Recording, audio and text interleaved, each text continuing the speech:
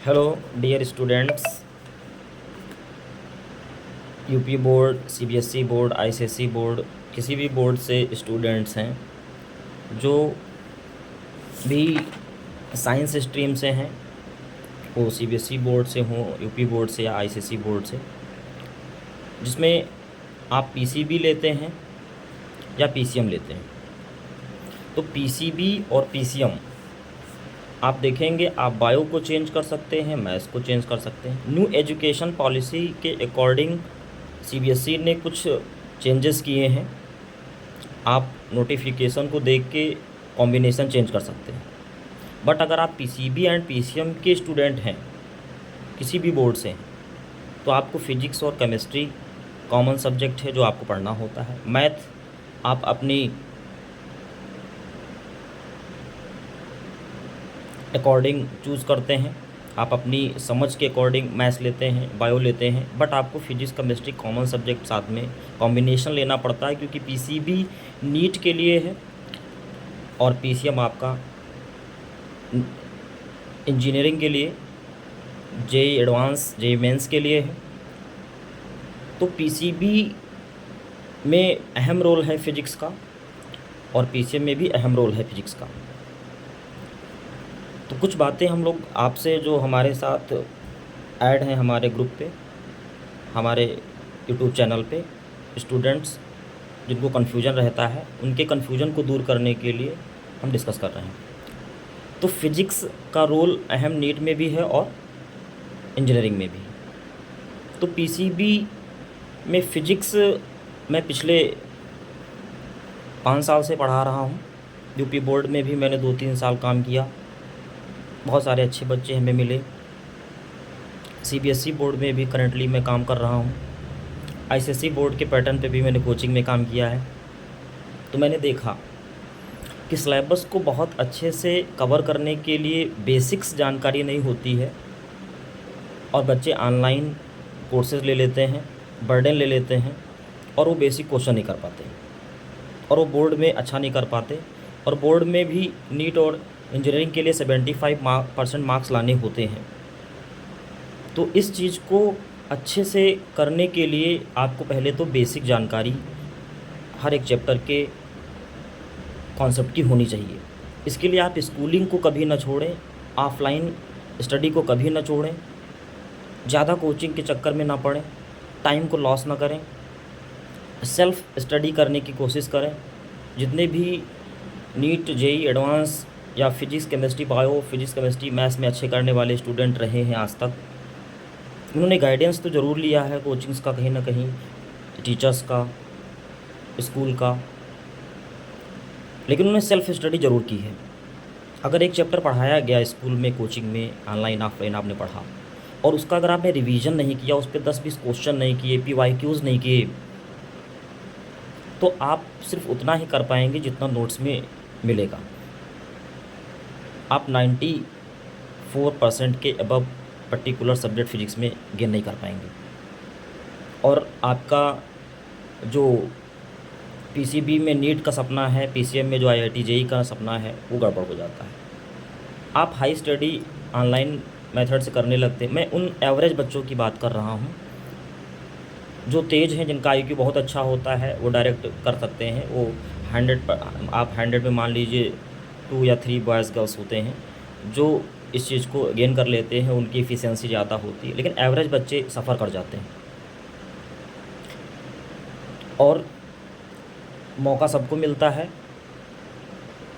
लेकिन मौके का फ़ायदा सब नहीं उठा पाते। क्यों?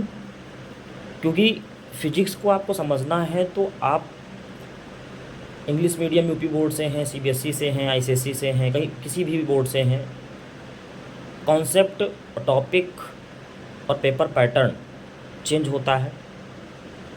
हालांकि सीबीएसई बोर्ड का पेपर पैटर्न और बड़ा फेयर काम होता है, यूपी बोर्ड में थोड़ा सा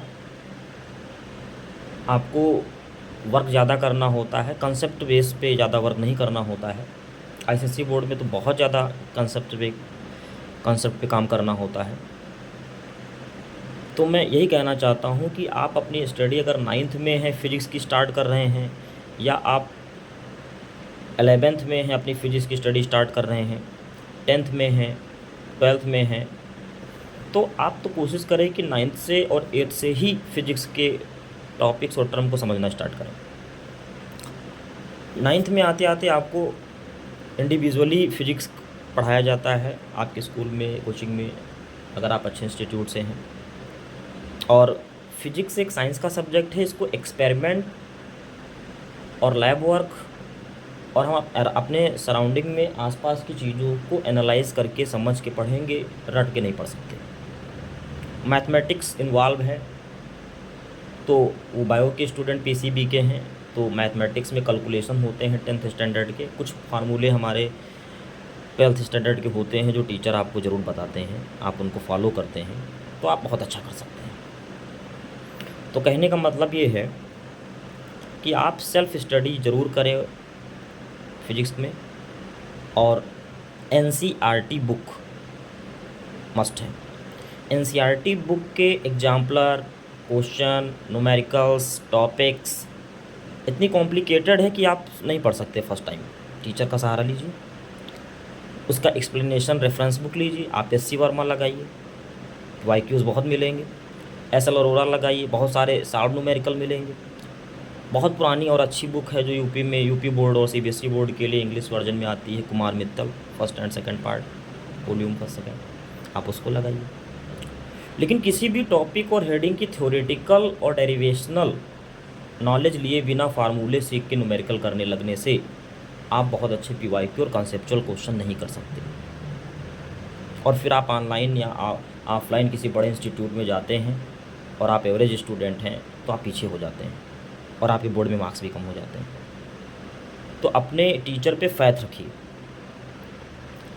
आपका जो भी ऑफलाइन टीचर है वो आपकी पूरी मदद करता होगा, लेकिन आप ऑनलाइन के चक्कर में चीज़ों को स्किप कर देते हैं और फिर आपके यहाँ से चीज़ें निकल जाती हैं, और फिर पास आउट होने के बाद फिर आप बेसिक चीज़ें पढ़ते हैं, फिर कोचिंग जाते हैं, रिवर्स में काम करना पड़ता है और स्टार्टिंग में आप इन चीज़ों को ध्यान नहीं देते। मान लीजिए आपका आईक्यू लेवल बहुत अच्छा है, आप ऑफलाइन स्टडी स्कूलिंग में कर रहे हैं, स्कूलिंग बहुत जरूरी आप कर रहे हैं, तो आपको स्कूलिंग के लिए जो नोटबुक बनाए हैं और आप जो पढ़ रहे हैं वो नुकसान नहीं करेगा आपके नीट जेई में, आप उसको करिए। नीट जेई की जब आप साथ में ऑनलाइन क्लास कर रहे हैं, आप कर सकते हैं, आपकी कैपेसिटी है तो आप देखिए, मैच करिए, कुछ भी अलग नहीं है, कुछ भी अलग नहीं है, ना तो कोई डेफिनीशन, ना कोई फार्मूला और ना कोई कंसेप्ट और ना कोई न्यूमेरिकल।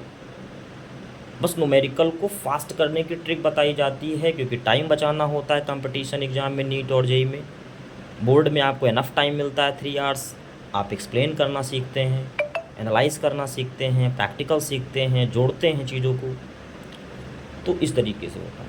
तो हमेशा सक्सेस वही होता है जो स्कूलिंग प्लस कॉम्पिटिटिव एग्ज़ाम की प्रिपरेशन करता है। मैंने बहुत सारे स्टूडेंट्स जो मेरे साथ काम किए हैं, मेरे साथ मैंने उनको पढ़ाया है, मेरे घर में हो, कोचिंग में हो, स्कूल में हो,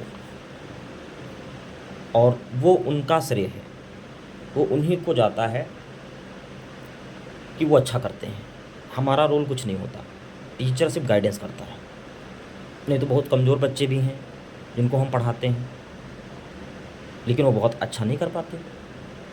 हम बहुत कोशिश करते हैं, उनको पासिंग मार्क तक हम पहुंचा पाते हैं। तो टीचर का रोल बढ़ जाता है जब अच्छा स्टूडेंट मिलता है, और बहुत सारे स्टूडेंट्स हमने देखे हैं कि हमारे नॉलेज को ग्रोथ करने में हेल्प करते हैं। जब वो अच्छा करते हैं, ज़्यादा पढ़ते हैं, ज़्यादा चाहते हैं, हम ज़्यादा वर्क करते हैं उनके लिए। तो इंडिपेंडेंट टीचर नहीं है, डिपेंडेंट है स्टूडेंट टीचर पे और टीचर स्टूडेंट पे, मिल के काम होता है, और तब हम अच्छा रिजल्ट दे पाते हैं। और बहुत सारे स्टूडेंट हैं जिनको मैंने आज तक पढ़ाया और उनका श्रेय उन्हीं को देता हूँ। उन्होंने अच्छा किया, मैंने कहा 5 क्वेश्चन लगाइए, वो 10 लगाते हैं। मैंने कहा कि इस बुक से लगाइए, वो दूसरी बुक से लगाते हैं, लेकिन मेरी बात को मानने के बाद ऐड करते हैं। ये नहीं कि मैंने कहा वो नहीं करेंगे, खुद करेंगे, फिर लास्ट में फिर हमारे पास आते हैं तो उनका नुकसान होता है।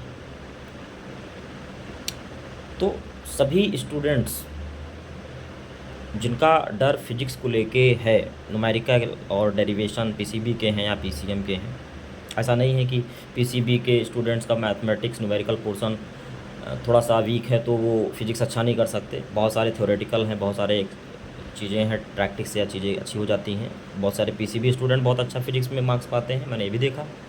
पीसीएम में मैथ्स है, उसके बाद भी फिजिक्स में अच्छे मार्क्स नहीं पाते हैं, मैंने ये भी देखा।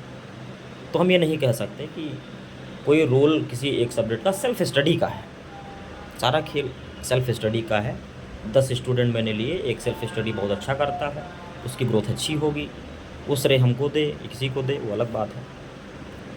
तो कहने का मतलब ये है कि आप फिजिक्स पे वर्क करें, फिजिक्स को लाइफ में यूज करके पढ़ें और बहुत सारे अच्छे मार्क्स लाएं आप लोग और अच्छे सक्सेस की तरफ बढ़ें। मैंने यूट्यूब चैनल बना रखा है, मैं इसमें कोई ऑनलाइन क्लासेस नहीं लेता हूँ, ना इस पर बहुत सारे कोई नोट्स डालता हूँ। मैंने बस एक इंट्रोडक्शन के लिए मैंने चैनल बना रखा है। जो मेरे स्टूडेंट हैं, जो मुझे लाइक करते हैं कहीं ना कहीं से, तो वो सब्सक्राइब करते हैं, हमसे इंटरेक्ट हो पाते हैं।